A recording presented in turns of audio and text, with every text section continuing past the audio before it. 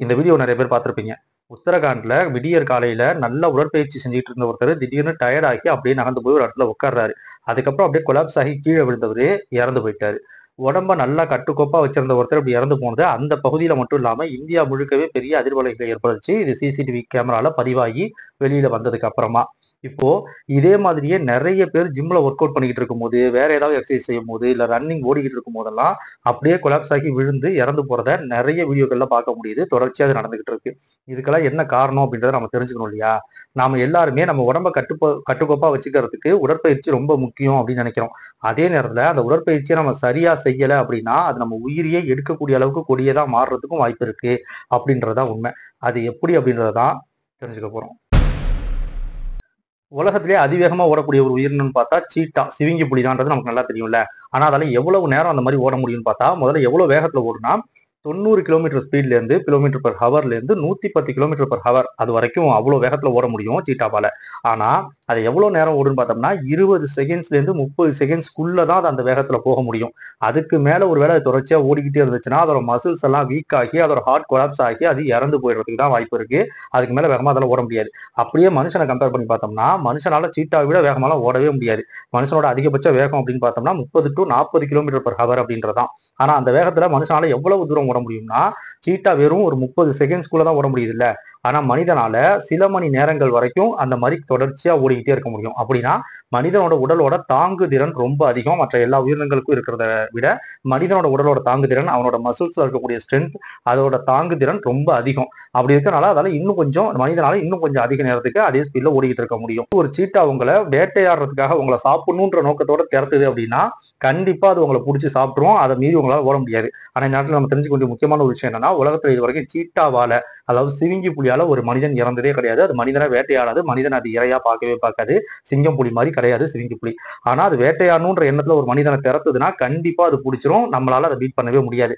ஆனா அதே சீட்டாவோட, அதே சிவிங்கி புலியோட ஒரு மனிதனுக்கு மாரத்தான் ரேஸ் வைக்கிறோம்னு வச்சுப்போம். அந்த மாரத்தான் ரேஸ்ல யார் அதிகமா ஓடி ஜெயிப்பாங்கன்னா, முதல்ல சீட்டா பயங்கர வேகமா 110 கிலோமீட்டர் தாண்டி போயிட்டு இருக்கும். ஆனா ஒரு குறிப்பிட்ட செகண்ட்ஸுக்கு அப்புறம், ஒரு 30 செகண்ட்ஸுக்கு அப்புறம் சீட்டா அப்படியே ஸ்லோ டவுன் ஆகி நின்றும். மனிதன் அவனோட அதிக தாங்குதல்னால தொடர்ச்சியா ஓடிக்கிட்டே இருப்பான். இது மனிதனுக்கு உள்ள ஒரு சிறப்பான ஒரு அமைப்பு. ஆனா இதுக்கும் ஒரு குறிப்பிட்ட எல்லை இருக்கு. இதையும் நம்ம எப்ப பயன்படுத்தணும், எப்ப பயன்படுத்தக்கூடாது அப்படின்னு ஒண்ணு இருக்கு. 1964ல மனிதனோட அதிகபட்ச தாங்குதிறன் என்னன்னு தெரிஞ்சுக்கிறதுக்கு சம்பந்தமா ஒரு சம்பவம் நடந்துச்சு. 1964ல ஒரு பெண் அவங்களோட காரை அந்த ஜாக்கி இருக்குல்ல, அதை வச்சு தூக்கிட்டு ரிப்பேர் பண்ணிட்டு இருக்காங்க. அந்த நேரத்துல அவங்களோட பையன், சின்ன பையன் காருக்கு அடியில போய் விளையாண்டுட்டு இருக்கான். திடீர்னு அந்த ஜாக்கி கொலாப்ஸ் ஆகி அப்படியே கீழே விழுந்து கார் கீழே விழுந்துருது, தரையில விழுந்துருது. விழுந்தோடனே அந்த காரோட சக்கரத்துல பையனோட கை மாட்டிக்குது. இப்போ உடனடியா அவங்க அந்த பெண்மணி என்ன பண்றாங்கன்னா, பையன் அப்படி மாட்டிக்கிட்டானோடனே அவங்களுக்கு ஒரு பதட்டம். அந்த பதட்டத்திலேயே அட்ரினலின் ரஷ் ஏற்படுது. உடனே அவங்க என்ன பண்றாங்க, 2 கைகளாலையும் அந்த காரை பிடிச்சி தூக்குறாங்க. தூக்கி அந்த பையன் அந்த டயர்ல இருந்து வெளியில வரதுக்கு அவங்க ஹெல்ப் பண்றாங்க. அதுக்கப்புறம் தான் அவங்களாலே அது நம்ப முடியல, நம்ம இவ்வளவு பெரிய காரை தூக்கியிருக்கோமா அப்படின்னு. இது நார்மலா நடக்கக்கூடிய ஒரு விஷயம் தான். நம்ம அது ஹிஸ்டரியில முதல் முறையா ரெக்கார்ட் பண்ணப்பட்ட ஒரு பதிவு அது. அதே மாதிரி பல நேரங்கள் நடந்திருக்கு. ஒரு மிகப்பெரிய வெயிட் நமக்கு ரொம்ப நெருக்கமானவங்க மேல விழும்போது நம்ம அதை பார்த்தோன்னே அந்த பதட்டத்துல, அந்த அட்ரினலின் ரஷ்ல உடனே அதை நம்ம தூக்கிடுவோம். அதுக்கப்புறம் நம்ம திரும்ப நார்மலான ஸ்டேஜ்ல அதே வெயிட் நம்ம தூக்கணும்னு போய் பார்த்தோம்னா கண்டிப்பா அதை நம்மளால தூக்க முடியாது. இதுக்கு ஹிஸ்டரிக்கல் ஸ்ட்ரென்த் அப்படின்ட்டு பேரு. இந்த மாதிரி ஒரு பதட்டமான சூழ்நிலை வரும்போது மனிதன் தன்னைத்தானே தற்காத்துக்கணுன்றதுக்காக இயற்கையாவே மனிதனோட உடல்ல இந்த ஒரு அமைப்பு இருக்கு. மனிதனோட மசில்ஸ்ல எல்லாம் அந்த நேரத்துல மசிலோட ஸ்ட்ரென்த் இன்க்ரீஸ் ஆகிறதுக்காக, மசிலோட ஸ்ட்ரென்த் அதிகப்படுத்துறதுக்காக ஹார்ட்ல இருந்து அதிகமான ரத்தம் பம்ப் பண்ணப்படும். உடல் முழுக்க அட்ரினலின் ரொம்ப அதிகமா சுரக்க ஆரம்பிக்கும். அது ஹார்ட்டோட பம்பிங் இன்னும் அதிகப்படுத்தும். அப்ப அதிகமான காற்று அழுத்தம் உள்ள போகும், மூச்சு வேகமா வாங்கும். அப்ப இன்னும் ஆக்சிஜன் அதிகமா உள்ள சுவாசிக்க ஆரம்பிப்போம். அப்போ அதிகமான காற்று, அதிகமான ஆக்சிஜன் நம்மளோட ரத்தத்துக்கு கிடைக்கும் போது அந்த ரத்தத்துல இருந்து உடம்புல உள்ள எல்லா மசில்ஸுக்கும், எல்லா தசைகளுக்கும் அதிகமான ஆக்சிஜன் போய் சேரும். உடனடியா அந்த ஒரு ஆபத்துல இருந்து, நேர்ந்திருக்க அந்த ஆபத்துல இருந்து தப்பிக்கிறதுக்கு தேவையான ஸ்ட்ரென்த்தை இது கொடுக்கும். இதுக்குதான் ஹிஸ்டாரிக்கல் ஸ்ட்ரென்த் அப்படின்ட்டு பேரு. இது காமனா நடக்கக்கூடியதான். இது ஆதி காலத்துல எப்படி பயன்படுச்சுன்னா, நம்ம திடீர்னு ஒரு சிங்கமோ புலியோ நம்மளை திறத்தும் போது அந்த பதட்டத்துல வேகமா ஓடணும் அப்படின்றதுக்காக ஒரு படபடப்பு வரும். அப்ப நம்மளை மறந்து நம்ம ஓடிக்கிட்டு இருப்போம். அவ்வளவு வேகத்துல நம்ம ஓடணுமா, எப்படி தப்பிச்சோம் அப்படின்றத அப்புறம் நிதானமா நின்று யோசிச்சு பார்க்கும்போது தான் புரியும். இதுக்கு பிறகு ஹிஸ்டாரிக்கல் ஸ்ட்ரென்த். இது நார்மலா நமக்கு நடக்கக்கூடியது. ஆனா இது எப்பயாவது ஒரு நேரத்துல இந்த மாதிரி ஆபத்து காலத்துல மட்டுமே தேவைங்கும் போது பயன்படுத்திக்க கொள்ளக்கூடிய ஒண்ணுதானே தவிர, எப்போது நம்ம இதுக்காக இப்படியே பண்ணிக்கிட்டு இருக்கோம், தினமும் தொடர்ச்சியா இந்த மாதிரி காரை தூக்கி தூக்கி விளையாண்டு பாக்குறோம் அப்படின்னா அது பல பிரச்சனைகளுக்கு வழிவகுத்துரும். அதுதான் நம்ம தொடர்ச்சியா எக்ஸசைஸ் பண்ணும்போது அந்த எக்ஸசைஸ்க்குன்னு ஒரு வழிமுறை இருக்கு. அதை விட்டுட்டு நம்ம கொஞ்சம் அதீதமா போகும்போது அது பல பிரச்சனைகளை கொண்டு வந்து சேர்க்கறதுக்கு வாய்ப்பு இருக்கு. உயிரியே எடுக்கிறதுக்கு கூட வாய்ப்பு இருக்கு. அப்படின்னா உடற்பயிற்சி செய்யறதுக்கான கால நிர்ணயம் என்னன்னு பார்த்தோம்னா, வேர்ல்டு ஹெல்த் ஆர்கனைசேஷன் ஒரு கால நிர்ணயத்தை வைக்குது. என்ன சொல்றாங்கன்னா, 18 வயதுல இருந்து 64 வயதுக்கு உட்பட்டவர்கள் ஒரு வாரத்துக்கு 150 மணித்துளிகள், அதாவது 150 மினிட்ஸ் நான் எக்ஸசைஸ் செய்யலாம். அதுவும் ரொம்ப மாடரேட்டான, ரொம்ப மிதமான எக்ஸசைஸ் மட்டும் செய்யலாம் அப்படின்னு சொல்றாங்க. அதுவே கொஞ்சம் கடினமான உடற்பயிற்சியை நம்ம செய்யறோம் அப்படின்னா, அதே 18 to 64 வயதுக்கு உட்பட்டவர்கள் ஒரு வாரத்துக்கு, ஒரு நாளைக்கு கிடையாது, ஒரு வாரத்துக்கு 75 மணித்துளிகள், 75 மினிட்ஸ் வரைக்கும் எக்ஸசைஸ் செய்யலாம் அப்படின்னு சொல்றாங்க. இது கொஞ்சம் அதிகமான உடற்பயிற்சி செய்யறவங்களுக்கு.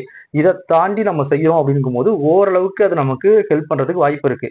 ஆனா அப்பயுமே நம்ம ஒரு சில விதிமுறைகளை கடைபிடிச்சாதான் அது ஹெல்ப் பண்ணும். அது என்னன்றதை அடுத்து சொல்றேன். தண்ணி குடிக்கிறது ரொம்ப ரொம்ப முக்கியம். உடற்பயிற்சி பண்றீங்கும் போது ரொம்ப அதிகமா உங்கள்ட்ட இருந்து டீஹைட்ரேட் பாடி ஆகிறதுக்கு வாய்ப்பு இருக்கு. அப்போ உடம்ப நீர்ப்பதத்தோட வச்சுக்கணும், ஈரப்பதத்தோட வச்சுக்கணும்னா கண்டிப்பா நீங்க நிறைய தண்ணி குடிக்கணும். அடுத்தது அந்த உடற்பயிற்சி செய்யறது உயிரே இருக்கக்கூடியதுன்னு அடுத்து சொல்ல போறேன்ல ஏன் அப்படின்னு. அதை சொல்லும் போது உங்களுக்கு தண்ணி எவ்வளவு முக்கியம் அப்படின்றது புரியும். எனக்கு தெரிஞ்ச நிறைய பேர் இருக்காங்க, இந்த 6 பேக் வைக்கணும் அப்படின்றதுக்காக, அதுவும் குறிப்பா ஸ்டேஜ்ல பெர்ஃபார்ம் பண்ணணும் அப்படிங்கும் போது 6 பேக் நல்லா பளிச்சுன்னு தெரியணும், அந்த 6 கட்ஸும் நல்லா தெரியணுன்றதுக்காக தண்ணியே குடிக்க மாட்டாங்க. நாள்ல இருந்து ஒரு மூடியில வாயை மட்டும் நினைச்சுக்க, தண்ணி தாகம் வாயில எடுக்கும், அதனால வாயை மட்டும் நினைச்சுக்கணுமே தவிர தண்ணி குடிக்கவே கூடாதுன்றத ஒரு ரூலாவே பின்பற்றிட்டு இருக்காங்க.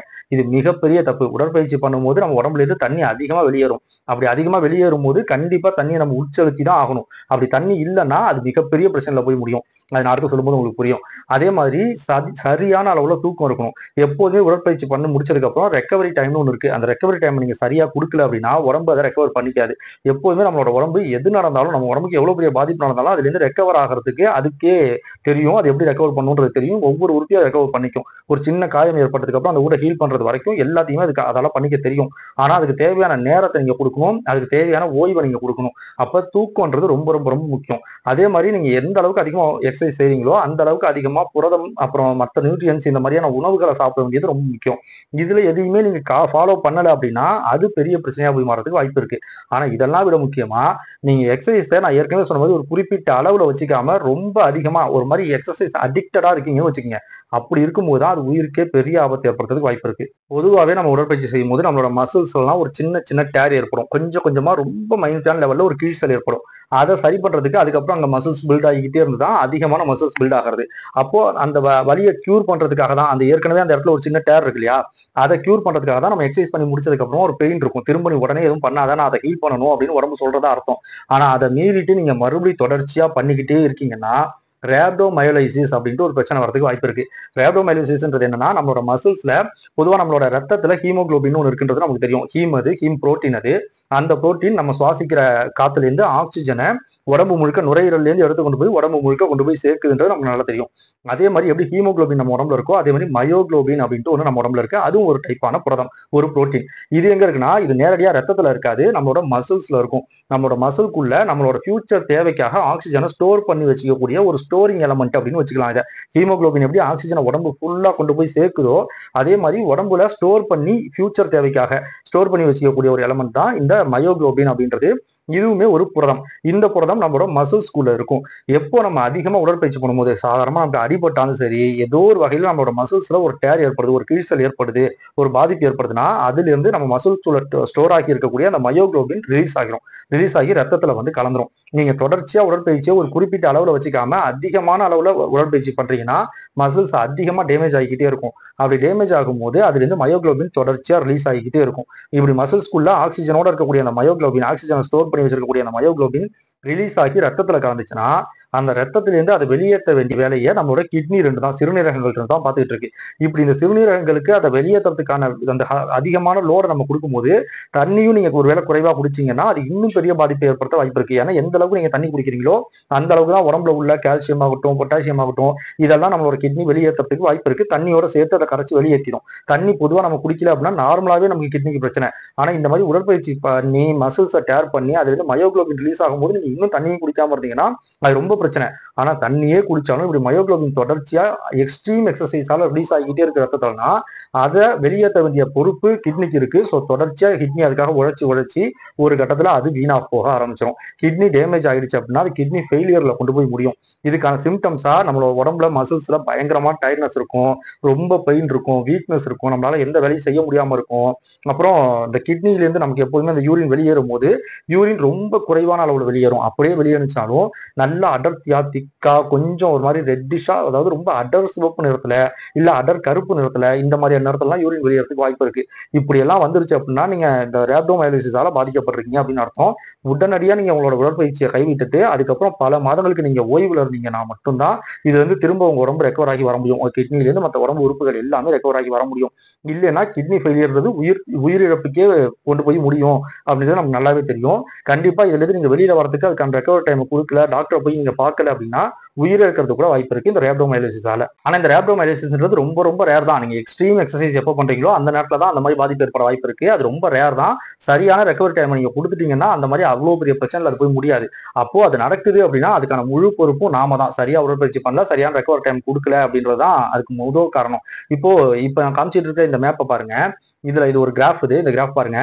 ஆரம்பத்துல சுத்தமா எக்ஸசைஸே நீங்க பண்ணாம இருந்தீங்கன்னா அதால என்ன பாதிப்பு ஏற்படும்? லோவர் எக்ஸசைஸ்ன்றது ஒரு ஹை ரிஸ்க். அதுவுமே பெரிய பாதிப்பு தான். அதுல இருந்து கொஞ்சம் வரும்போது இந்த சொன்னாங்கன்னு சொன்ன இல்லையா, வேர்ல்ட் ஹெல்த் ஆர்கனைசேஷன் சொன்னாங்க, அதுதான் இந்த மார்க். இந்த அளவுக்கு நீங்க பண்ணீங்கன்னா இது ஒரு மிதமான சரியான உடற்பயிற்சி முறை. இதுக்கு மேல நீங்க கொஞ்சம் அதிகமா பண்ணீங்கன்னா அது இன்னும் கொஞ்சம் உங்க உடம்ப ஸ்ட்ரென்த்தா வச்சுக்கிறதுக்கு, உங்க உடம்ப பூஸ்ட் பண்றதுக்கு, நீங்க நல்லா பிளெக்சிபிளா இருக்கிறதுக்கு, நல்லா இயங்குறதுக்கு வழிவகுக்கும். ஆனா அந்த ரெட் இருக்கு பாத்தீங்களா, அந்த ரெட்டுக்கு தாண்டி போயிடுச்சுன்னா அதுதான் எக்ஸ்ட்ரீம் எக்ஸசைஸ். அப்படி போகும்போதுதான் அது கில்ஸ் யூ. அது உங்களை கொல்றதுக்கே வாய்ப்பு இருக்கு.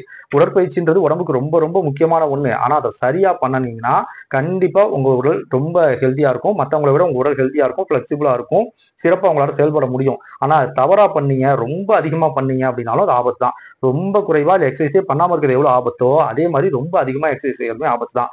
இப்ப இதுல அடுத்தது இதயத்துக்கே ஒரு பெரிய பிரச்சனை வரதுக்கு வாய்ப்பு இருக்கு. அது என்னன்றதை பார்ப்போம். சாதாரண உடற்பயிற்சி ரொம்ப அதிகமா பண்ணும்போது மசில்ஸ் எல்லாம் கிழியறதுக்கு வாய்ப்பு இருக்குன்னு சொன்னா இல்லையா, நம்மளோட இதயமே மசில்ஸால ஆன ஒரு உறுப்பு தான். அப்போ நம்மளோட இதயத்துக்கும் நீங்க அதிகமா எக்ஸசைஸ் பண்ணும்போது இதயம் வேகமா சுருங்கி சுருங்கி விரிஞ்சுக்கிட்டு இருக்கும். அப்ப அதுலயுமே சின்ன சின்ன மைன்யூட்டான டேர்ஸ் ஏற்படும். நீங்க எக்ஸ்ட்ரீமா எக்ஸசைஸ் பண்ணும்போது அது பெரிய அளவுக்கு டேர் வரதுக்கு, இதயத்துல அந்த மசில்ஸ்ல ஒரு பெரிய பாதிப்பு ஏற்படுறதுக்கு வாய்ப்பு இருக்கு. இதுக்கு மயோகார்டியல் ஃபைப்ரோசிஸ் அப்படின்னு சொல்லுவாங்க. மயோகார்டியல் ஃபைப்ரோசிஸ்ன்றது என்னன்னா, இந்த இதயத்தோட அந்த மசில்ஸ்ல ஒரு சின்னதா அப்படியே பாதிப்பு ஏற்பட்டு கிழிசல் ஏற்பட்டுச்சுன்னா அதை சரி பண்றதுக்கு உடனடியா உடம்பு முயற்சி பண்ணும். எப்படி நம்ம உடம்புல வேற எங்க இப்ப நம்ம தோல்ல ஒரு வெட்டுக்காயம் ஏற்பட்டாலே உடனடியா அதை சரி பண்றதுக்கு நம்மளோட இம்யூன் சிஸ்டம்ல இருந்து நம்மளோட செல் டிவிஷன்ல இருந்து எல்லாம் அதை ஹீல் பண்ணுது இல்லையா. அப்போ அப்படி ஹீல் பண்றதுக்கு நம்ம உடம்புல கோலஜன் அப்படின்ட்டு ஒண்ணு இருக்கு. அந்த கோலஜனை ப்ரொடியூஸ் பண்ணி அந்த இடத்துல அதை ஹீல் பண்ணிடும். ஏற்கனவே இருந்த மசில்ஸ் ஒரிஜினல் மசில்ஸ் அதால உருவாக்க முடியாது. அதுக்கு பதிலா கோலஜனை கொண்டு வந்து அந்த இடத்த ஹீல் பண்ணும். அதனாலதான் நமக்கு வெளில எங்கேயாவது கிழிச்சிருச்சு அப்படின்னா திரும்ப சரி பண்ணதுக்கு அப்புறம் அந்த ஒரிஜினல் ஸ்கின் மாதிரி இருக்காம அந்த ஸ்கேர் அந்த தழும்பு அப்படியே இருக்கும். அந்த தழும்பு தான் அந்த கோலஜனால் ஃபில் ஆன இடம் அப்படின்றத தனியா காட்டும். அதே மாதிரிதான் இதயத்திலையும் ஒரு மசில் டேமேஜ் ஏற்படுதுன்னா அதை சரி பண்ணதுக்கு அப்புறமா அது கோலஜனால சரி பண்ணி வச்சிருக்கும். அப்படி சரி பண்ணதுக்கு அப்புறம் என்ன பாதிப்புனா, ஏற்கனவே மசில்ஸ் நல்லா இருந்துச்சு இல்லையா, அந்த நல்லா இருந்த மசில் எந்த அளவுக்கு சிறப்பா சுருங்கி விரிஞ்சு உடம்பு ஃபுல்லா ரத்தத்தை உடம்பு ஃபுல்லா அனுப்புச்சோ அந்த மாதிரி இந்த கோலஜனால ஃபில் பண்ணப்பட்ட அந்த ஏரியாவால செயல்பட முடியாது. அது இதயத்துல ஒரு மிகப்பெரிய பாதிப்பு ஏற்படுறதுக்கு வாய்ப்பு இருக்கு. இது நீங்க தொடர்ச்சியா திரும்ப திரும்ப பண்ணிக்கிட்டே இருக்கும் போது இதயத்தோட பெரும் பகுதி இந்த மாதிரி டேமேஜ் ஆகி கோலஜனால ஃபில் ஆகிரும். அதுக்கப்புறம் உங்களோட இதயத்தோட அந்த ரத்தத்தை பம்ப் பண்ணி உடம்பு முழுக்க அனுப்புற திறனே இல்லாம போயிடும். அதே போல கொரோனரி ஆர்டரி கால்சிபிகேஷன் அப்படின்னு ஒண்ணு இருக்கு. அதாவது கொரோனரி ஆர்டரின்றது நம்ம இதயத்துக்கு ரத்தத்தை எடுத்துட்டு போகக்கூடிய ஆர்டரி, தமனின்னு சொல்லுவோம் இல்லையா. தமனி சிறைன்னு 2 இருக்கு, ஆர்டரி வெயின்னு சொல்லுவோம். அதுல இதயத்தோட உறுப்புகளுக்கு எப்படி நம்ம உடம்பு முழுக்க ரத்தம் கொண்டு போய் இதயம் சேர்க்கிறோம், அதே மாதிரி இதயம் இயங்குறதுக்கும் அதுக்கு ரத்தம் தேவை. அந்த இதயத்துக்கு ரத்தத்தை எடுத்துட்டு போறதா அந்த கொரோனரி ஆர்டரின்றது. அந்த ஆர்டரி ரொம்ப சின்னதா மைன்யூட்டான பிளட் வெசல்ஸ், அது ரத்த குழாய்கள். அது அந்த ரத்த குழாய்களை போயிட்டு கால்சியம் போய் டெபாசிட் ஆக ஆரம்பிச்சிடும். ஏன்னா நீங்க அதிகமா எக்ஸசைஸ் செய்யும் போது அட்ரினல் ரஷ்ஷாலையும் இன்னும் நிறைய காரணங்களால உடம்புல கால்சியமோட செக்ரேஷன் ரத்தத்தை அதிகமாயிடும். அந்த கால்சியம்லாம் போய் அந்த சின்ன பிளட் வெசல் வழியா போகும்போது அங்க போய் தேங்க ஆரம்பிச்சிடும். அது தேங்க தேங்க தேங்க பிளேக்னு சொல்லப்படுற ஒரு அடைப்பு, அந்த ரத்த குழாய் அடைப்பு உருவாக ஆரம்பிச்சு அது sudden cardiac arrest, sudden heart அட்டாக்ல கொண்டு போயிட்டு முடிஞ்சிடும். இது பெரும்பாலும் இந்த மாதிரியான பிரச்சனைகள்லாம் யாருக்கு இருக்குன்னு பார்த்தா, நம்ம பொதுவா சொல்லுவோம்ல ரன்னிங் போறது ரொம்ப நல்லது அப்படின்லாம். ஆனா அத்லெட்ஸ் தொடர்ச்சியா ரன்னிங் போகக்கூடிய இந்த ரன்னிங் ரேசஸ்ல கலந்துக்கக்கூடியவங்களுக்குலாம் இந்த மாதிரி பிரச்சனை ஏற்படுறதுக்கான வாய்ப்பு அதிகமா இருக்கு.